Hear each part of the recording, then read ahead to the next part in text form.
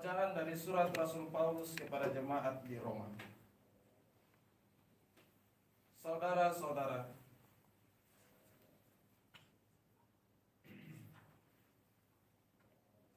pembacaan dari nubuat Sefanya. Bersorak-sorailah hai putri Sion, bergembiralah hai Israel.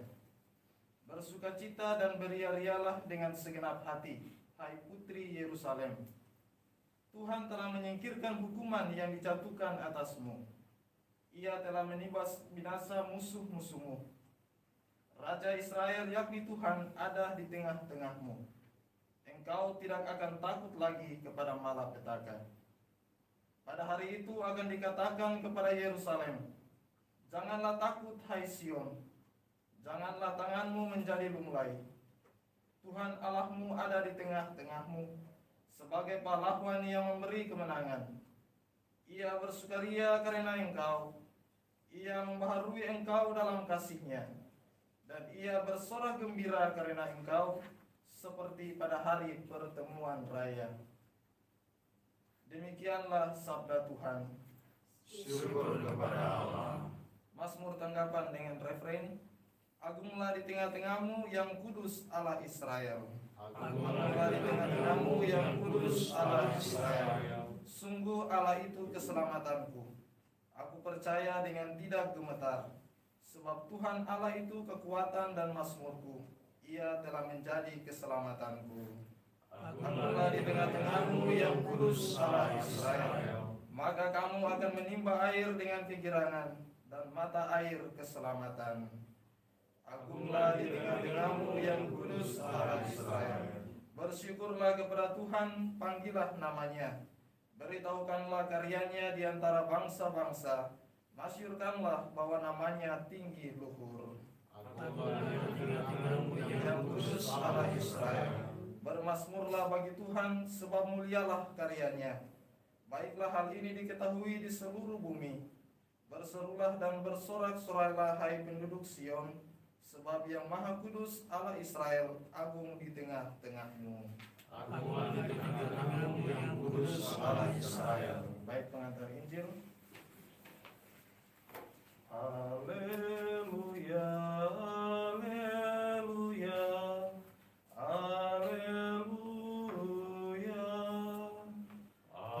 Haleluya, haleluya, haleluya. Berbahagialah dia yang telah percaya, sebab firman Tuhan yang dikatakan kepadanya akan terlaksana. Haleluya, haleluya, haleluya, haleluya,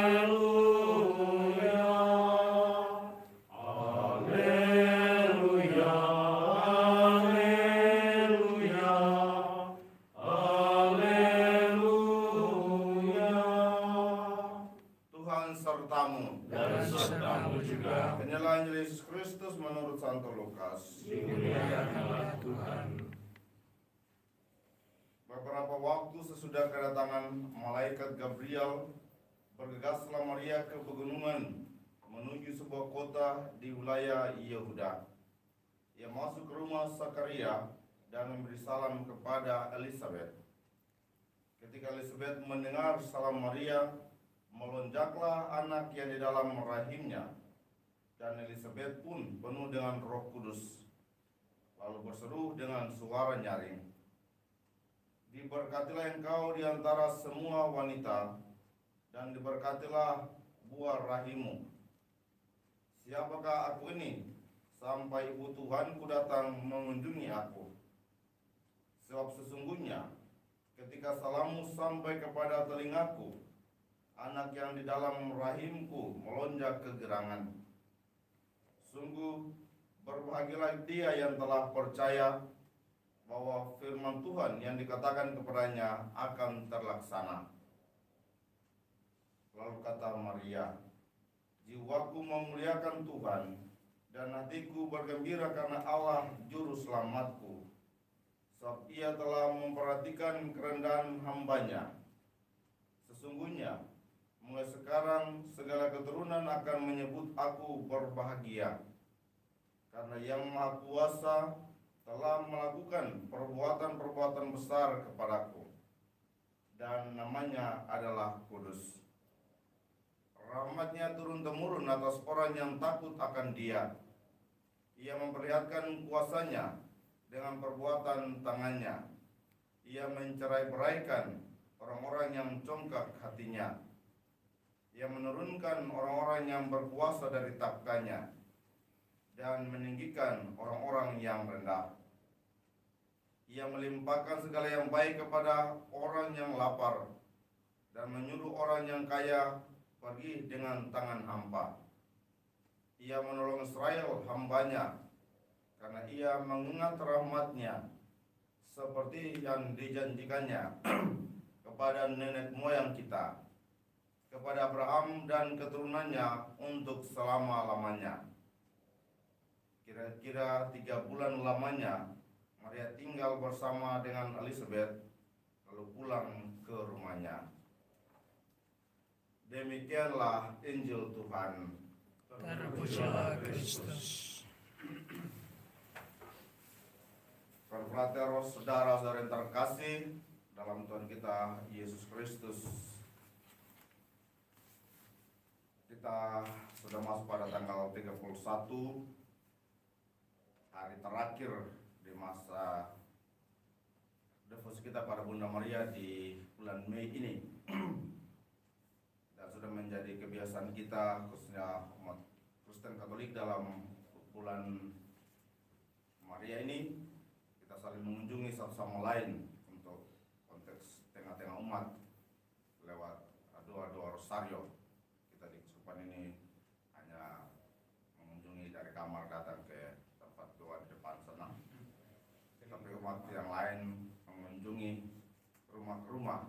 Tapi dalam konteks ini kita bisa mengambil makna yang dikunjungi, bukan kita mengunjungi, terutama dalam konteks iman, kita mengunjungi sama atau kita mengunjungi Bunda Maria, tetapi yang utama yakni dalam devosi ini Bunda Maria lah yang mengunjungi kita.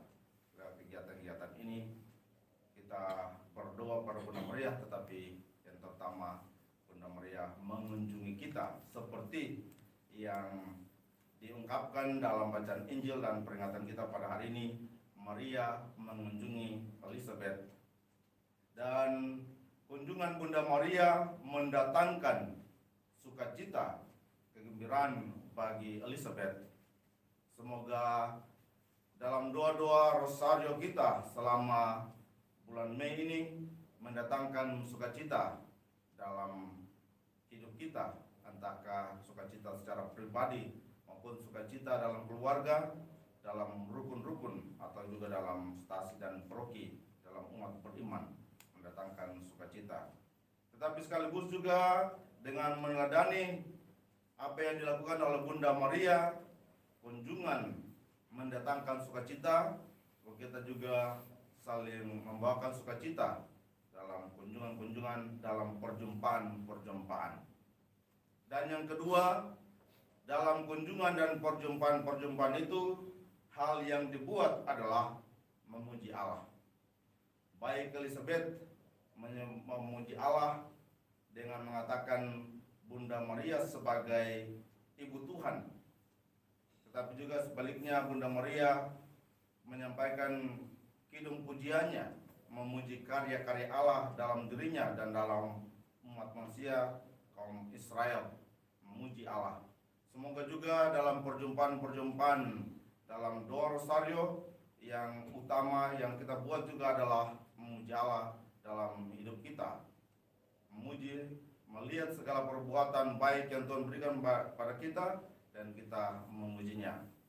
Dan marilah kita membawakan apa yang telah dialami, dilakukan oleh Bunda Maria dan Elizabeth ini dalam kehidupan harian kita, membawa sukacita kepada sama dan memuji Tuhan dalam tugas dan karya kita setiap hari.